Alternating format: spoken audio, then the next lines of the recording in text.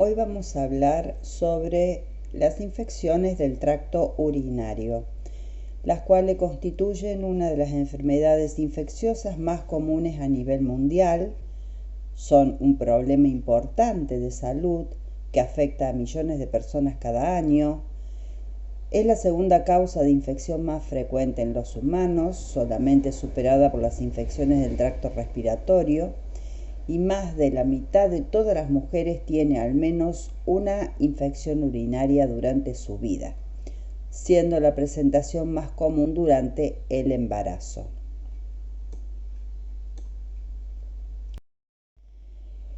Las infecciones del tracto urinario pueden ser altas cuando afectan uréteres y riñones, o bajas cuando se trata de vías urinarias bajas como vejiga o uretra. Durante el primer año de vida, tanto mujeres como hombres tienen igual riesgo de desarrollar una ITU. Por su parte, en los niños, particularmente de sexo masculino, la fimosis favorece la colonización bacteriana del meato urinario. Por ello, en estos casos, la falta de circuncisión es un factor de riesgo para ITU. Luego, el sexo femenino es el que tiene mayor riesgo con respecto al masculino. Entre los 16 y 35 años de edad, las mujeres tienen hasta 40 veces más riesgo de padecer ITUs.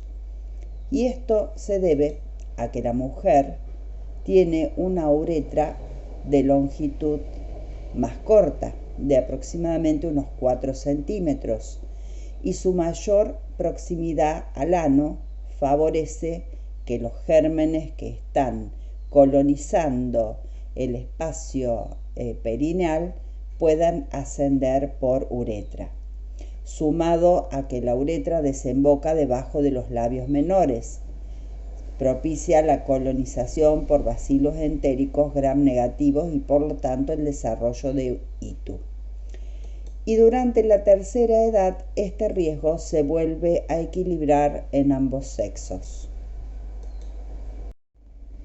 Con respecto a los factores de riesgo, ya hemos hablado sobre la edad y el sexo, pero cabe aclarar que en la mujer la actividad sexual favorece la entrada de microorganismos al tracto genitourinario. Si se suma el empleo de espermicidas, diafragmas o elementos de uso sexual, se altera considerablemente la flora bacteriana vaginal normal. El embarazo es un estado de la mujer donde existe una mayor predisposición de adquirir una ITU debido a cambios anatómicos y hormonales, principalmente la dilatación de los uréteres y la compresión de la vejiga por el útero en crecimiento, causando retención de orina. Además, la progesterona relaja los músculos urinarios y el pH de la orina se vuelve menos ácido, favoreciendo el crecimiento bacteriano. Hay comorbilidades que aumentan el riesgo de ITU, como vejiga neurogénica, litiasis renal, estenosis uretral, la hospitalización prolongada con catéter vesical, la instrumentación urológica, y algo muy importante es el uso prolongado de antimicrobianos, sobre todo en mujeres. Por supuesto, existen factores genéticos que predisponen a las ITUs. Las principales vías por las cuales los microorganismos llegan a las vías urinarias son la vía ascendente o canalicular, a partir de la colonización inicial de la uretra, considerando esta vía responsable de un 95% de las infecciones urinarias, sobre todo en la mujer, en individuos con uropatías obstructivas y también luego de instrumentaciones con fines diagnósticos y terapéuticos. La vía hematógena es otra de las vías consideradas importante, pero partiendo de focos infecciosos que se encuentran a distancia. Esto se da más en pacientes recién nacidos, pacientes internados con internaciones prolongadas y también en pacientes oncológicos. La vía linfática no está demostrado y en los pacientes con sonda vesical existe una interfase mucosa-catéter y a partir de esa colonización se produce la infección urinaria. En cuanto a la patogenia, la evidencia de la presencia de comunidades microbianas en el tracto urinario se describió por primera vez hace menos de una década, y esto marcó el final del paradigma de orina estéril. Antes del descubrimiento de la microbiota urinaria, los médicos se basaban en el supuesto de que la orina era estéril y que cualquier rastro de presencia bacteriana en la vejiga era señal de infección. Las muestras clínicas de orina se consideran estériles cuando no hay presencia de bacterias en la muestra. Sin embargo, los estudios han demostrado que el tracto urinario sano está colonizado por una microbiota urinaria única, conocida como el microbioma urinario o urobioma.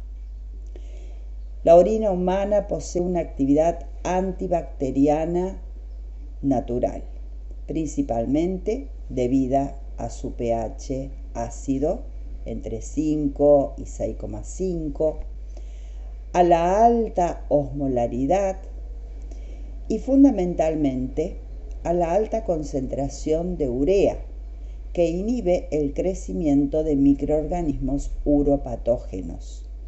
Esta capacidad defensiva puede verse mermada por factores como la dieta o la hidratación, permitiendo infecciones cuando la orina no es lo suficientemente ácida o concentrada. Además, hay un mecanismo de flujo urinario alto que permite el vaciamiento completo de la vejiga.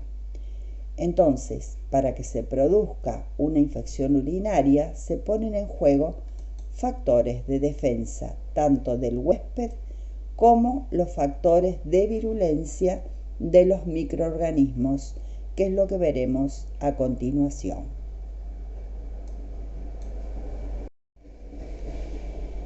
La primera línea de defensa que tiene el hospedero es prevenir la adherencia de los microorganismos, sobre todo de las Escherichia coli uropatógenas, a la mucosa vesical, para lo cual la superficie luminal de la vejiga tiene glicosaminoglicanos, que son aniónicos y están altamente sulfatados, que contribuyen a la impermeabilidad de la pared vesical, impidiendo la adherencia microbiana.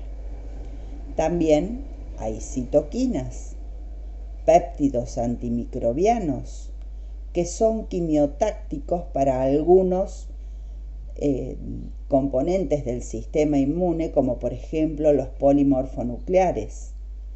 Por otro lado, se produce apoptosis de las células de la vejiga y por lo tanto exfoliación del epitelio, eliminando de esa manera los microorganismos también. Y algo muy importante es la producción de la proteína de Tammig-Horfall, que interacciona con las fimbrias bacterianas, evitando que se adhieran. También la producción de lactoferrina y lipocalina, que van a restringir la disponibilidad del hierro. Pero por otro lado, los microorganismos despliegan sus métodos de ataque mediante la acción de sus factores de virulencia, de los cuales podemos mencionar a las fimbrias y los pilis, que le permiten la adhesión al uroepitelio, a los flagelos, que les permiten ascender por el tracto urinario en contra de la corriente y llegar a las zonas más altas de las vías urinarias, la producción de sideróforos que les permiten captar el hierro del medio, ese que la lactoferrina se había encargado de secuestrar, es captado por los sideróforos. Y también aquellos microorganismos que producen cápsula evaden mejor el sistema inmune y también existen las toxinas, las hemolicinas y otras sustancias que van a facilitar la invasión del microorganismo.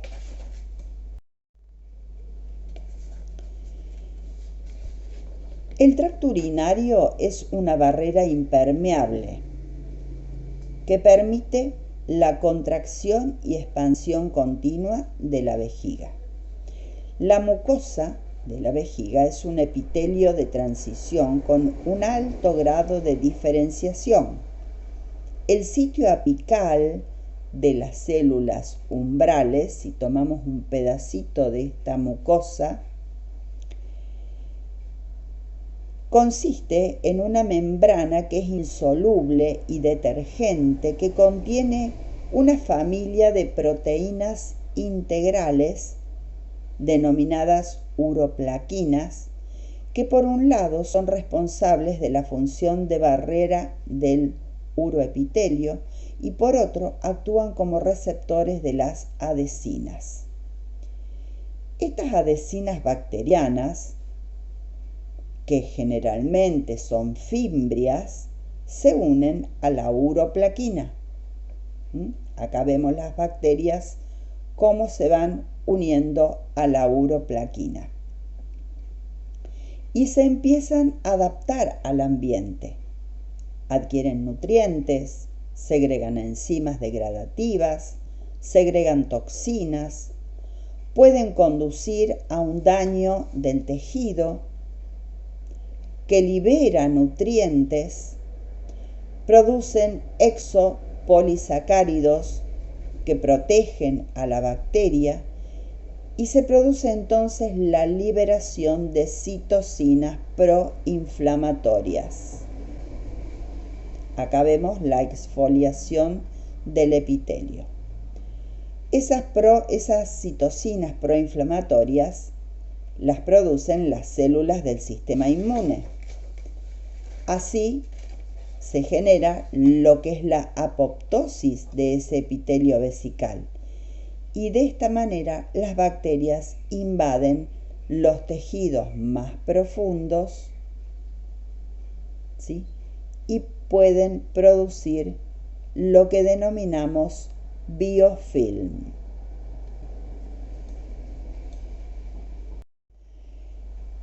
La formación del biofilm protege a las bacterias de la acción de la fagocitosis y de los antimicrobianos. El biofilm está formado por microcolonias bacterianas y una red de polisacáridos, agua, proteínas, otros biopolímeros, ácidos nucleicos, todo para proteger a las bacterias y para que éstas sigan colonizando. Ahora bien, dentro del biofilm se intercambia una alta tasa de material genético, más alta que la que ocurre en una población de cepas bacterianas salvajes, permitiendo por lo tanto la diseminación potencial de genes de resistencia antimicrobiana y también de otros factores de virulencia. En esta foto de la derecha podemos ver por microscopía electrónica la formación de un biofilm. Hay que tener en cuenta que aquellos materiales de constitución plástica tienen, como las sondas, los catéteres, tienen una mayor probabilidad de la formación de este biofilm que otros tejidos.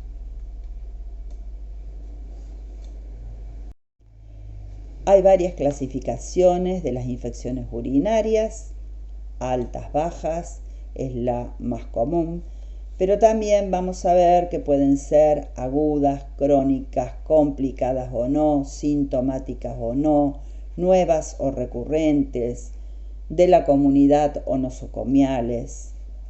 Ya lo vamos a ir viendo a medida que avancemos en esta clase. Las infecciones del tracto urinario bajo son las infecciones de uretra y o vejiga, que son las uretritis, la cistitis. Podemos también hablar de las prostatitis, cuando la infección se localiza en próstata, y también podemos hablar del síndrome uretral agudo, que no necesariamente es una infección urinaria. Las altas tienen otros signos y síntomas un poquito más diferentes y pueden afectar incluso parénquima renal, ¿sí? Y acá encontramos la pielonefritis, los abscesos renales y pararrenales.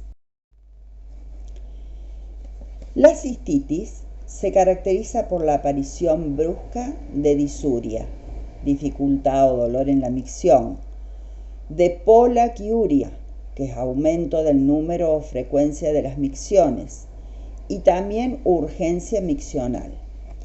Con menor frecuencia se observa incontinencia, tenesmo, que es esa sensación de vaciado incompleto de la vejiga, y dolor suprapúbico, que a veces aumenta con la micción. Eso se llama estranguria. En ocasiones puede haber hematuria macroscópica en un 30%. La orina puede ser turbia o maloliente. Y el urocultivo generalmente muestra una bacteriuria significativa, más de 10 a la 3 unidades formadoras de colonia por mililitro. Hay que tener en cuenta que no son infecciones graves, generan una importante morbilidad y, por supuesto, molestia importante también. El síndrome uretral agudo se define como la presencia en una mujer de síntomas de infección urinaria, disuria y frecuencia, con o sin piuria, pero con urocultivo negativo o bacteriuria no significativa, es decir, menos de 10 al cubo de unidades formadoras de colonia por mililitro. En la gran mayoría se debe a infección uretral por patógenos de transmisión sexual, como puede ser Clamidia trachomatis, Ureaplasma aureolithicum, Neisseria gonorrhoeae o herpes simple. Más raramente se trata de una cistitis por bacterias que no crecen en los medios habituales, como ocurre con ciertos Haemophilus o algunas Corynebacterios. Y hay un 14% de casos que la etiología es desconocida y está relacionada con factores traumáticos o psicológicos. Para hablar 2 palabritas de la prostatitis, tenemos que decir que es una inflamación de la glándula prostática, que puede ser aguda o crónica, y la etiología puede ser infecciosa o no.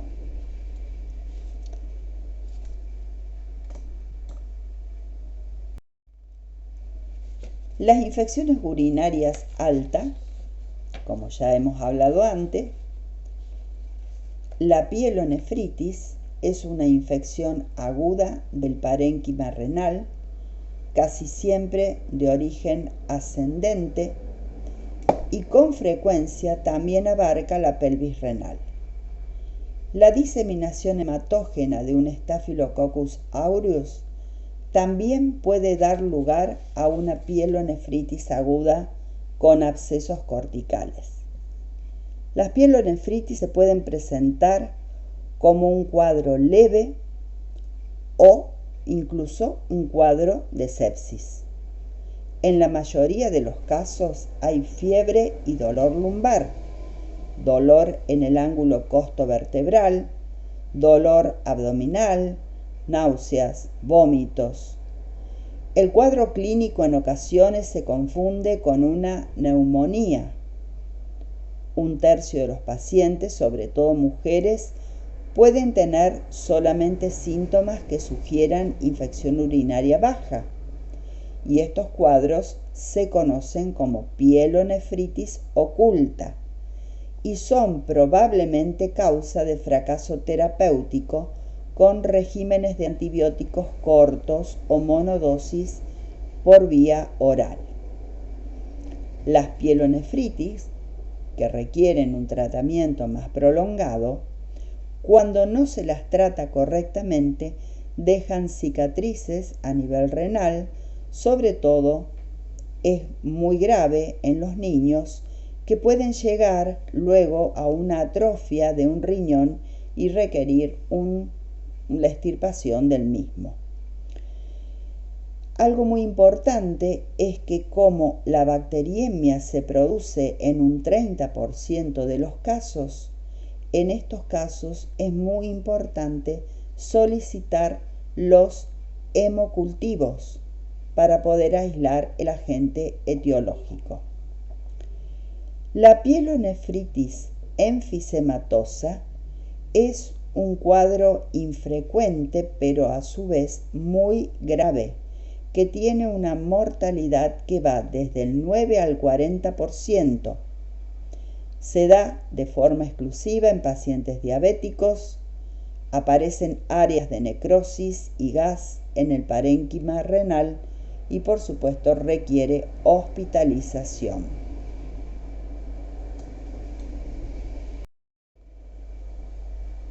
Otras entidades que hay que considerar y que son situaciones que se presentan de forma frecuente son las siguientes.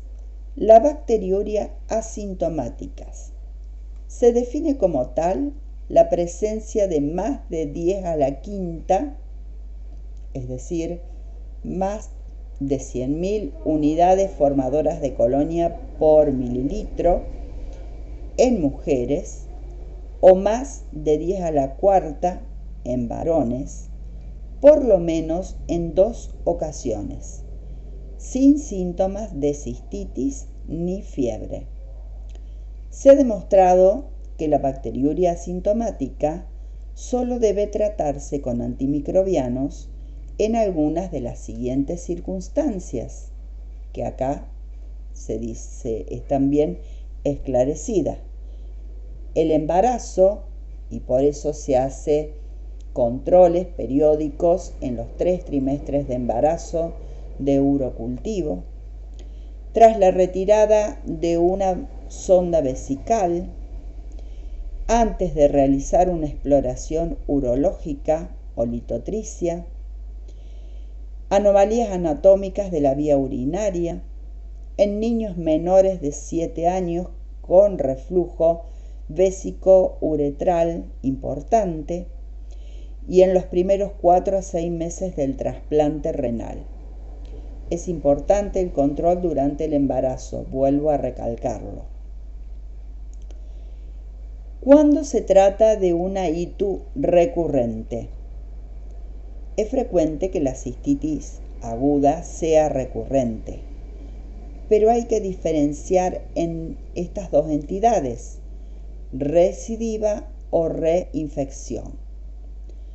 Primero que recurrente se refiere a que tiene que haber por lo menos 3 episodios de ITU en el último año o de 2 episodios en los últimos 6 meses. Se considera recidiva cuando se aísla el mismo microorganismo al menos de 2 semanas de finalizado el tratamiento antimicrobiano, mientras que reinfección es cuando se aíslan 2 microorganismos diferentes luego de 2 semanas de finalizado el tratamiento antimicrobial. Y por último, la ITU nosocomial, que son aquellas que se adquieren estando el paciente internado, por lo menos dentro de las 48 horas de internación. Recordemos que en las primeras 24 horas el paciente empieza a adquirir la colonización de los microorganismos que están nosocomialmente instalados. Y estas ITUs nosocomiales se relacionan en un 80% con pacientes que tienen sonda vesical y también con instrumentaciones genitourinarias. Habíamos dicho también que las ITUs podían ser complicadas o no complicadas. Siempre se considera ITU complicada y eso significa que requiere mayor tratamiento y en algunos casos incluso hospitalización en los varones jóvenes, porque recordemos que el sexo masculino no tenía prácticamente posibilidad de adquirir una ITU, excepto con algún tipo de comorbilidades o anomalías en las vías urinarias que podía tener. También se considera complicado en mujeres y varones con comorbilidades como diabetes o inmunosupresión o con pielonefritis.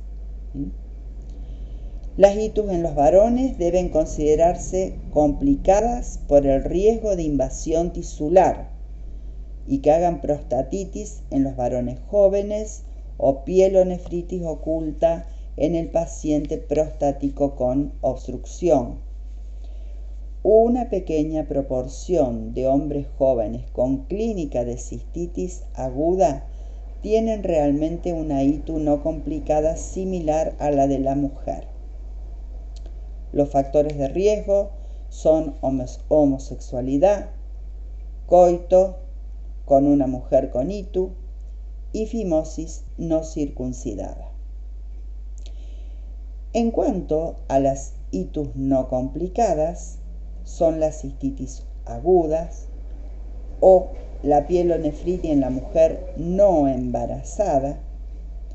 Varios estudios demostraron que la diabetes, independientemente de otros factores, triplica el riesgo de infección urinaria y también de bacteriuria asintomática. Y los pacientes diabéticos con pielonefritis tienen mal pronóstico. Generalmente requieren hospitalización. Por otro lado, la infección urinaria en diabéticos, dijimos anteriormente que se relacionaba con la pielonefritis enfisematosa, muy grave, con la necrosis papilar renal o con los abscesos renales, todas entidades que pueden resultar muy complicadas y de una gravedad bastante importante. Entonces, los pacientes diabéticos se consideran como inmunodeprimidos, ya que tienen alterado tanto la inmunidad celular como la inmunidad mediada por anticuerpos. Generalmente también tienen alteraciones de la microvasculatura y es característica la neuropatía periférica, que también afecta a la musculatura de la vejiga e impide que ésta cumpla las funciones de contracción y expansión en forma correcta.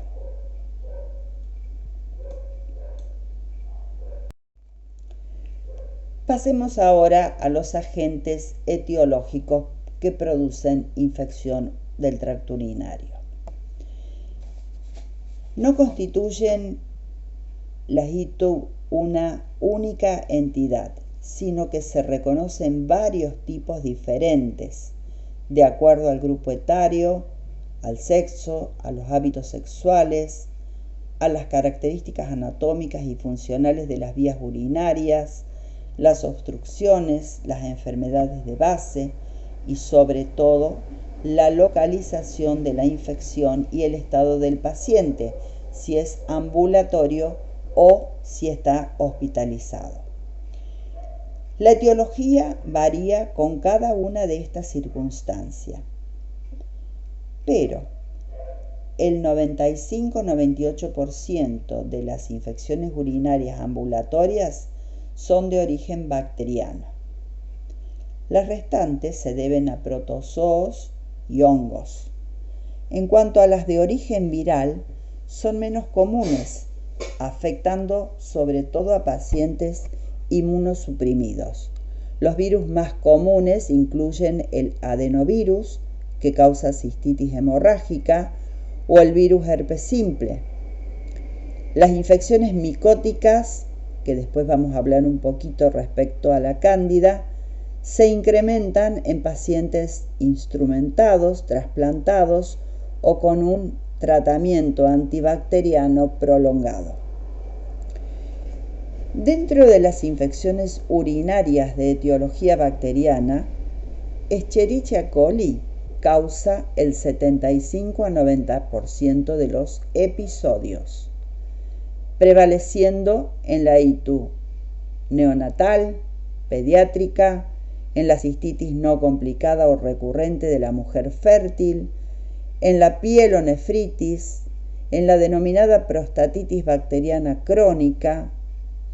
El carácter uropatogénico de la Escherichia coli fue ampliamente estudiado. Les voy a aclarar algo porque después nos va a servir cuando veamos la parte de diarreas infecciosas, ¿no? Un patotipo es un conjunto de factores compartidos por cepas bacterianas de una misma especie, por ejemplo Escherichia coli, dirigidos a un proceso patogénico determinado.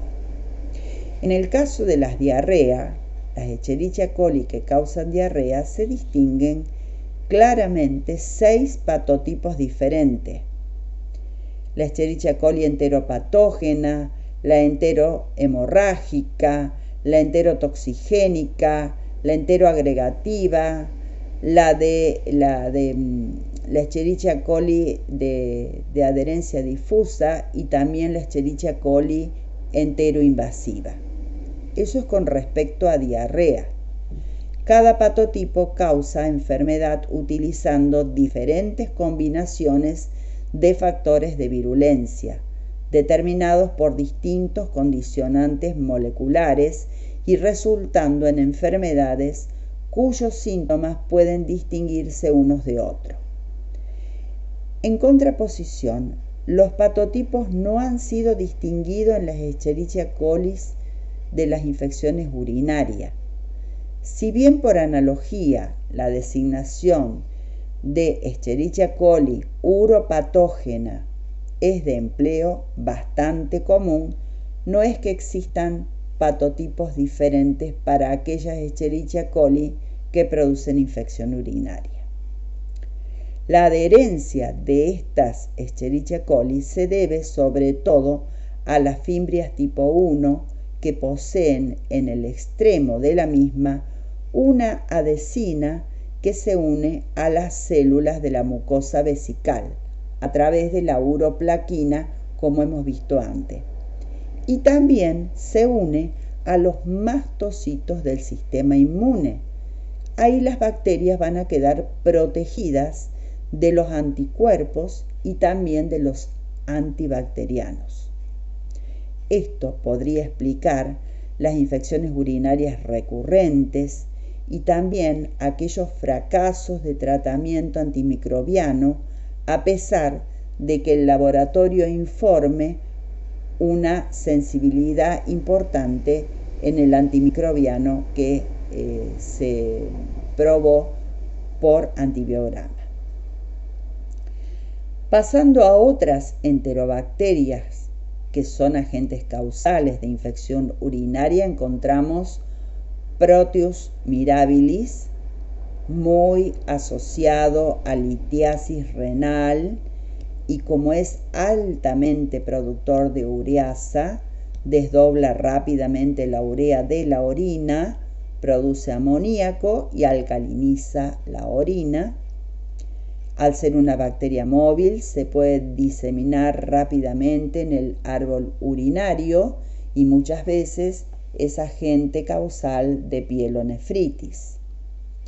También encontramos Klebsiella pneumoniae, aunque generalmente se aísla de pacientes con infecciones urinarias a repetición o con comorbilidades como diabetes o en pacientes hospitalizados, donde adquiere gran importancia por la carga de genes de resistencia antimicrobianos que pueden tener estos microorganismos.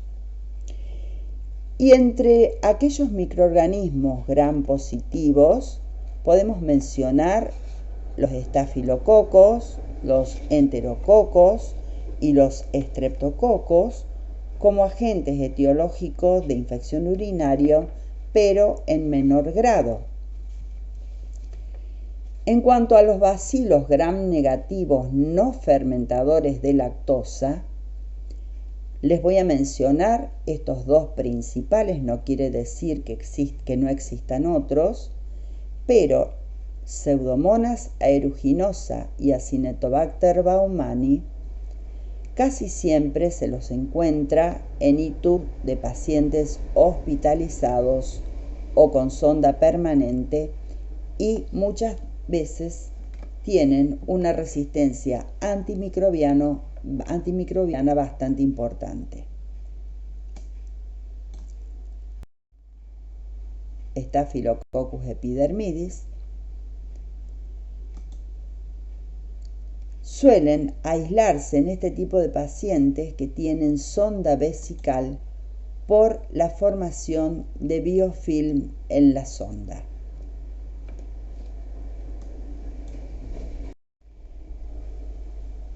En mujeres fértiles, incluyendo adolescentes, hay que tener en cuenta si hay embarazo.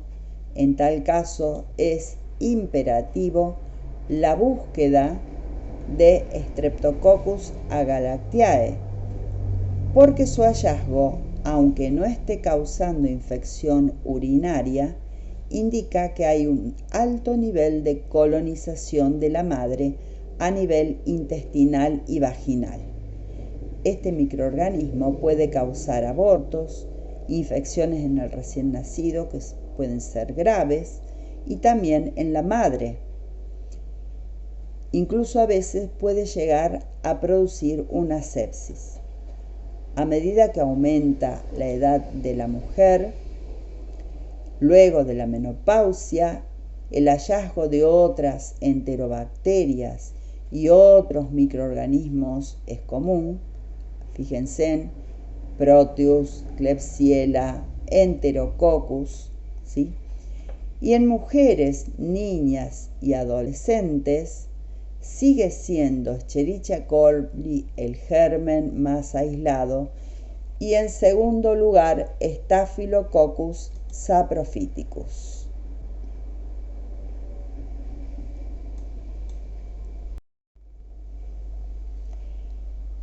¿Qué ocurre con los pacientes gerontes?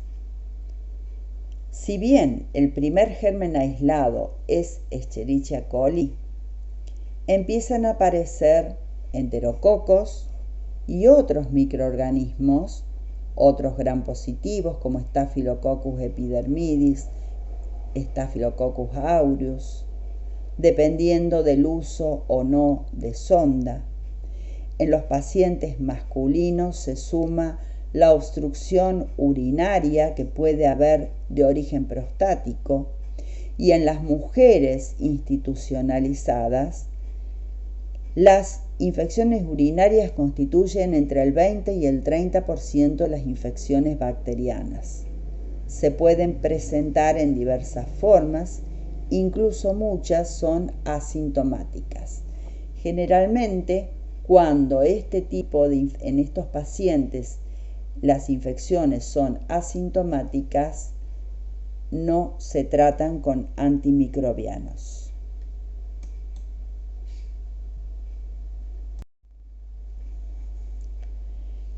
¿Qué pasa con Cándida? Cándida es una levadura, es decir, es un hongo.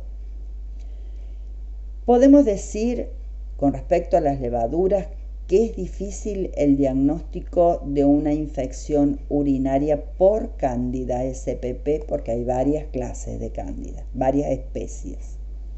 Es frecuente en pacientes sondados, hospitalizados e inmunosuprimidos. En realidad no hay un punto de corte para poder jerarquizar los recuentos. Se evalúa para su tratamiento, es decir, si se le da un antimicótico o no, la anamnesis del paciente en cuanto a las comorbilidades que tenga, si está o no hospitalizado y sobre todo la clínica del paciente, si hubo sintomatología o no. También si previamente tuvo una instrumentación urológica, porque el paciente con sonda, paciente hospitalizado, paciente inmunosuprimido, puede llegar a ser una candidiuria que requiera tratamiento antimicótico.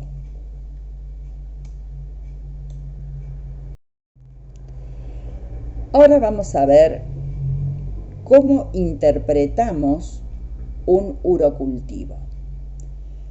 Para poder interpretarlo, nosotros tenemos que saber si jerarquizamos o no el aislamiento microbiano que hemos obtenido en el laboratorio. Y para eso tenemos que tener en cuenta varios parámetros.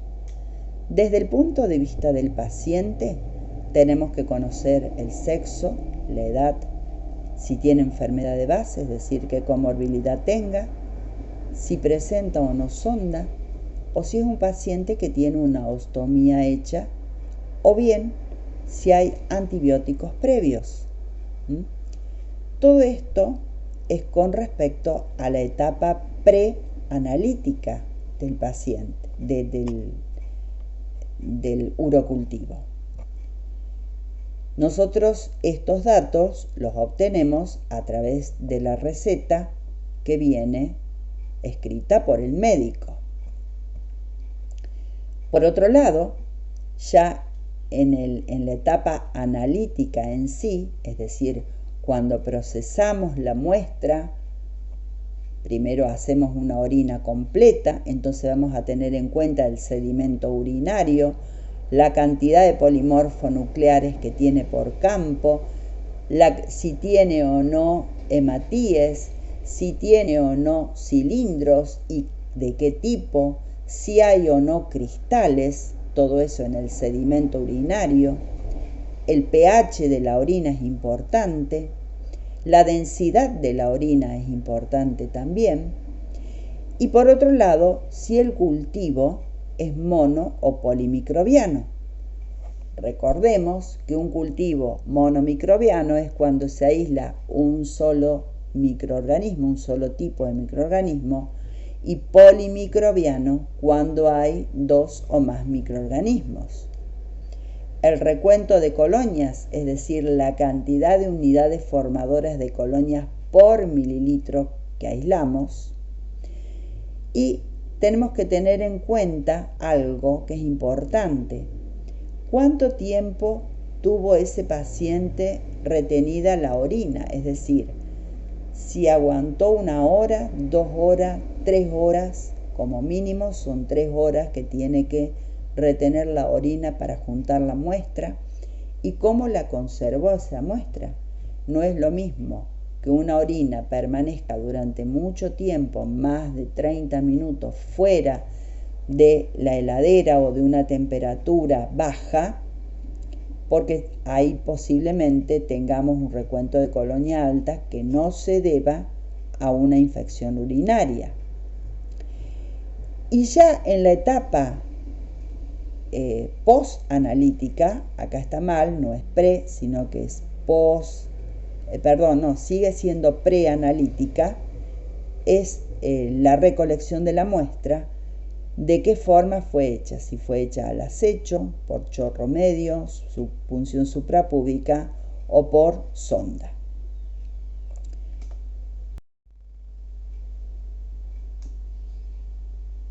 Yendo a esta última parte que hemos visto, que continúa siendo etapa preanalítica, la punción suprapúbica, ¿cuándo se hace?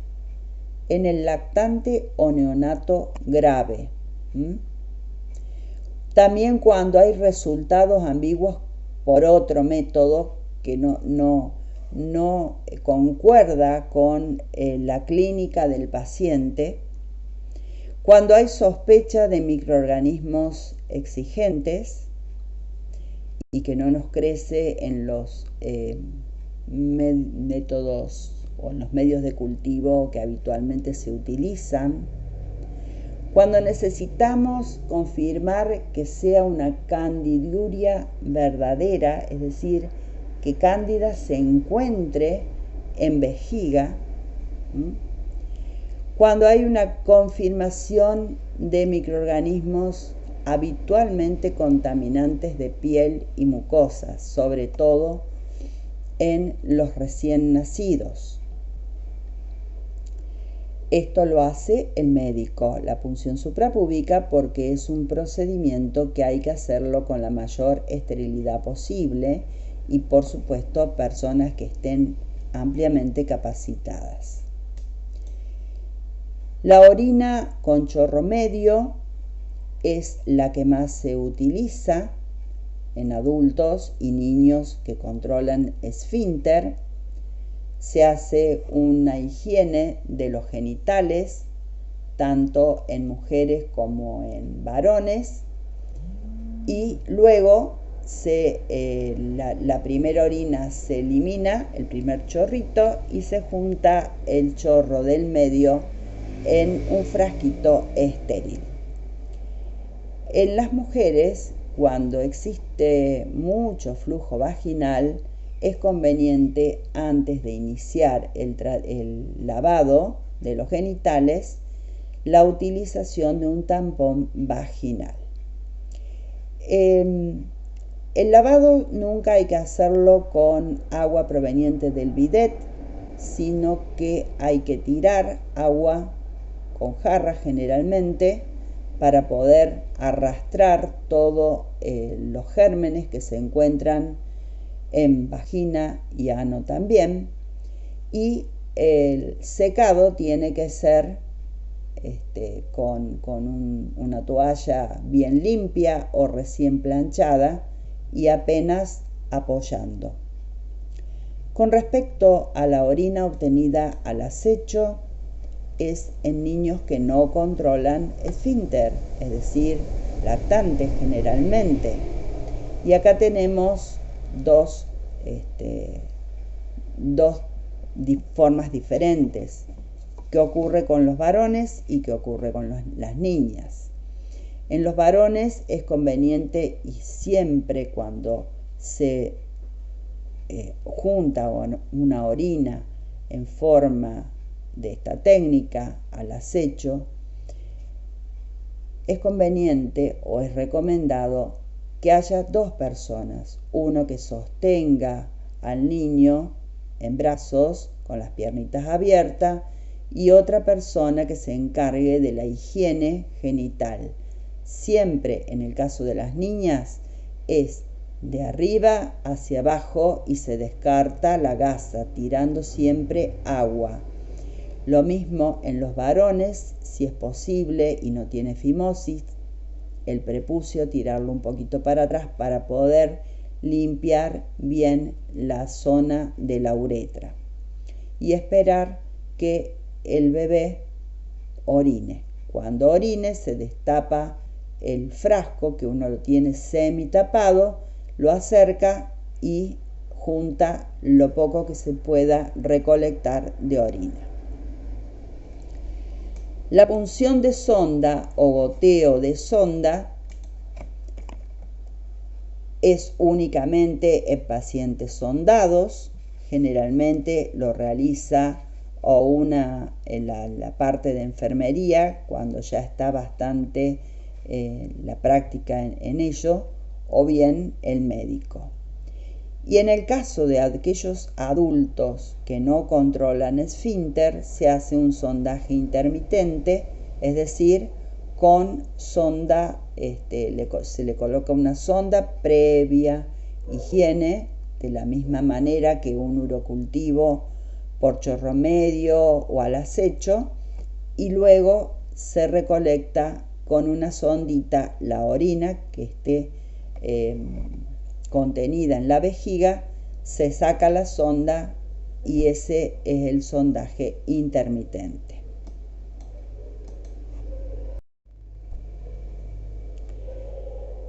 Ya vimos algo antes, lo que era la orina completa y el urocultivo, que es la etapa analítica, donde consta de un examen físico-químico que se informa pH, densidad, proteína, si hay presencia o no de proteínas, si hay presencia o no de glucosa o de cuerpos cetónicos, pigmentos biliares, urobilina, hemoglobina, es muy importante porque nos está indicando que puede haber hematíes. Si nos dan nitritos positivos, eso significa que hay presencia de gérmenes, y hay algunas tiras reactivas de orina que también indica la esterasa leucocitaria, y si da positiva nos está diciendo que hay bastantes polimorfonucleares en el sedimento.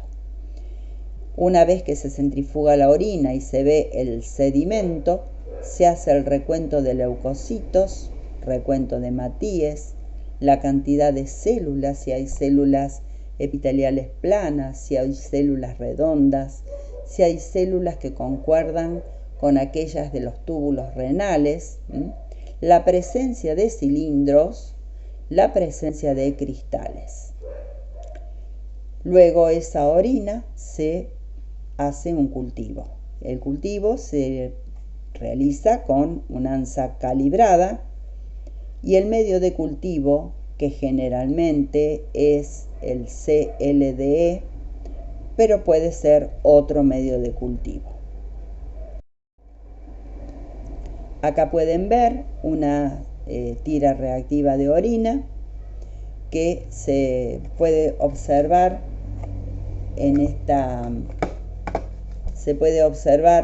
este tubito como vamos poniendo la tirita a ver dónde concuerda de acuerdo al pH, la densidad, los cuerpos cetónicos y todos los otros parámetros que mencionamos antes. El sedimento urinario se mira al microscopio entre porta y cubre objeto. ¿Qué podemos ver? Como ya dijimos antes, leucocitos, estos más grandes son leucocitos polimorfonucleares y estos son hematíes. Pero también podemos ver presencia de células epiteliales planas, que cuando hay mucha cantidad nos está indicando que puede haber una contaminación vaginal, o bien podemos encontrarnos con esta imagen que generalmente son células o leucocitos que adquieren una forma muy redonda. Generalmente los leucocitos no tienen una forma definida, pero al ser una orina hipotónica nos está diciendo que entró agua a esa célula y adquirió esta forma redonda. Cristales de ácido úrico, es muy común encontrarlo, cristales de oxalato de calcio, parecen sobres, y estos son los famosos cilindros. En este caso es un cilindro leucocitario, donde hay toda una matriz proteica que tiene leucocitos adentro, y en este caso es un cilindro granuloso, que es un estadio siguiente de este leucocitario, que se van degradando estos leucocitos y parecen todos gránulos. No nos olvidemos que la presencia de estos cilindros nos está indicando que la infección urinaria es alta, porque los cilindros se producen en los túbulos renales.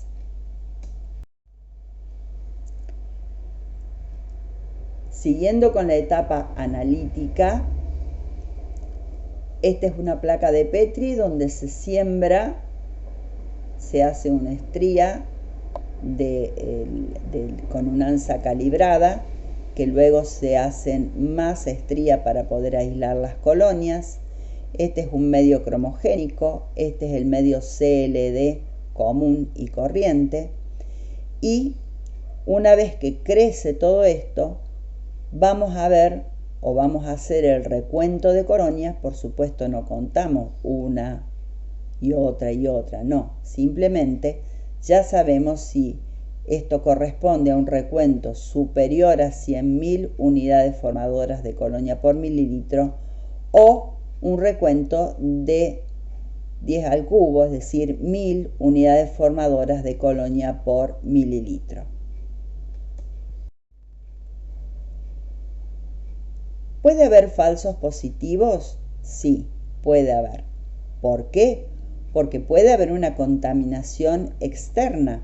Como ya dijimos, si no existe una buena higiene, hay una colonización a nivel perineal, a nivel vaginal, entonces puede haber material contaminante que nos dé un falso positivo.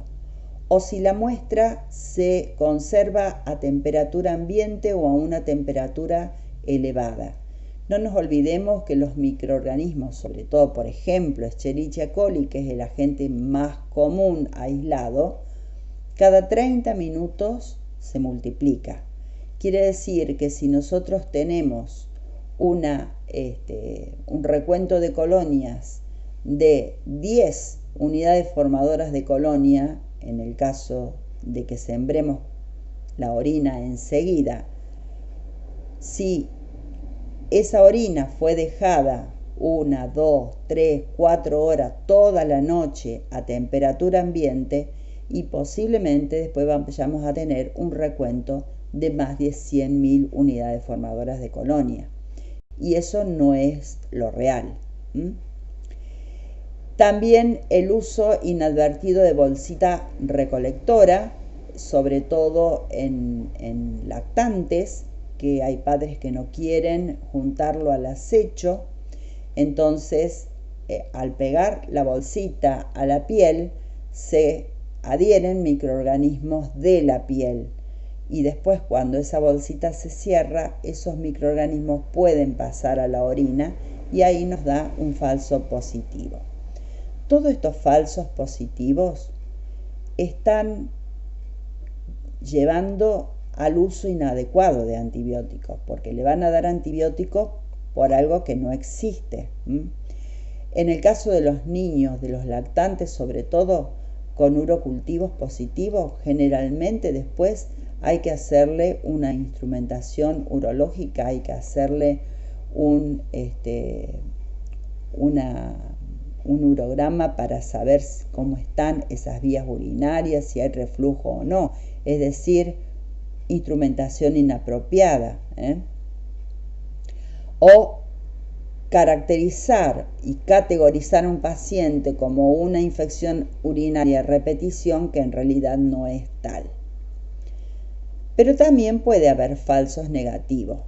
¿Cuándo? Cuando la orina es poco concentrada, y esto es en el caso, por ejemplo, que la retención urinaria no sea de 2 o 3 horas, que sea de media hora, entonces no se alcanza a recolectar, a concentrar la orina como corresponde. También puede ser por el uso de antibióticos previos, puede ser por microorganismos exigentes, y a veces uno tiene que estar sospechando de que puede haber otro microorganismo que no sea una simple Escherichia coli, Proteus o Klebsiella o estafilococo, y hay que utilizar otros medios de cultivo. ¿Qué riesgo llevan los falsos negativos? Bueno, pasar por alto las infecciones urinarias en lactantes puede conducir a la producción de pielonefritis y por lo tanto que queden cicatrices a nivel renal, que es muy grave. Antes hablé de cultivo monomicrobiano y cultivo polimicrobiano. Los cultivos que vimos antes, que eran un solo microorganismo, eran todas las colonias iguales, eran monomicrobianos. Esta placa, por ejemplo, tiene un cultivo polimicrobiano. Este es un agar cromogénico. Fíjense, hay colonias de color azul oscuro, de color blanco, de color rosa, de otro rosa más clarito. Esto se considera polimicrobiano, pero a veces son 2 gérmenes nomás. ¿Sí? También es polimicrobianos. Y hay veces en pacientes que están con sonda, que están hospitalizados y el sondaje es bastante prolongado, tenemos 2 tipos de gérmenes. En esos casos hay que seguir la tipificación y el antibiograma de ambos gérmenes. Ahora, si tenemos más de 2 gérmenes, directamente no se considera.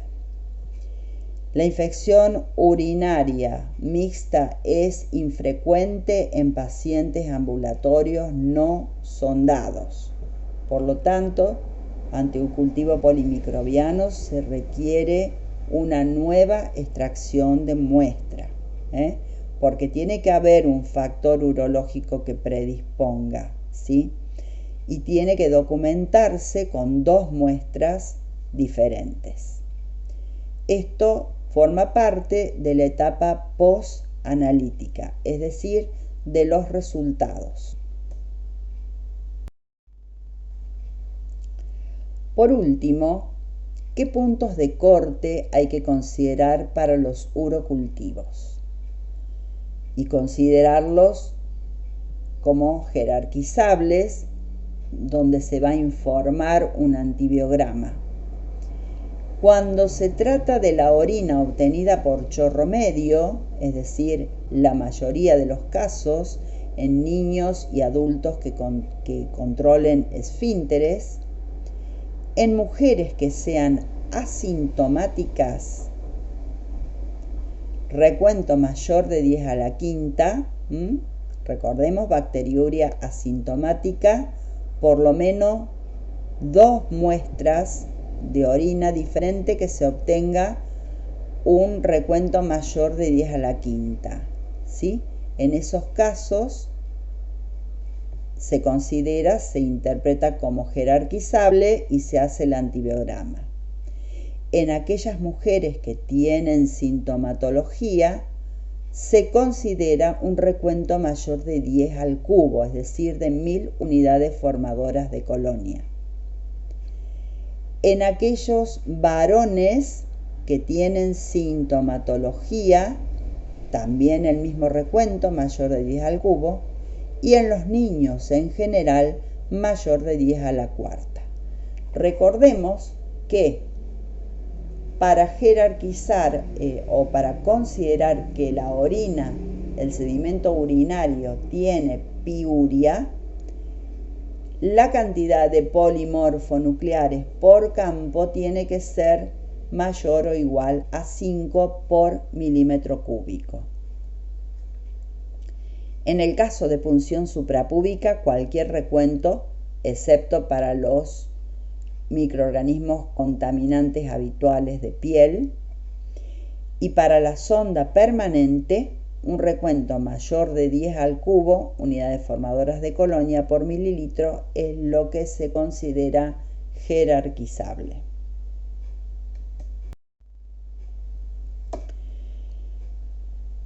Con respecto a los antibióticos que concentran muy bien en las vías urinarias, los betalactámicos son los que encabezan la lista, es decir, las penicilinas, cefalosporinas, carbapenemes, todos con sus respectivos inhibidores. Los aminoglucósidos, el cotrimoxazol, que es la trimetoprima sulfametoxazol, las fluorquinolonas en general, los nitrofuranos, antibióticos pura exclusivamente para las vías urinarias, las tetraciclinas, los glucopéptidos, linezolid, fosfomicina y la clindamicina.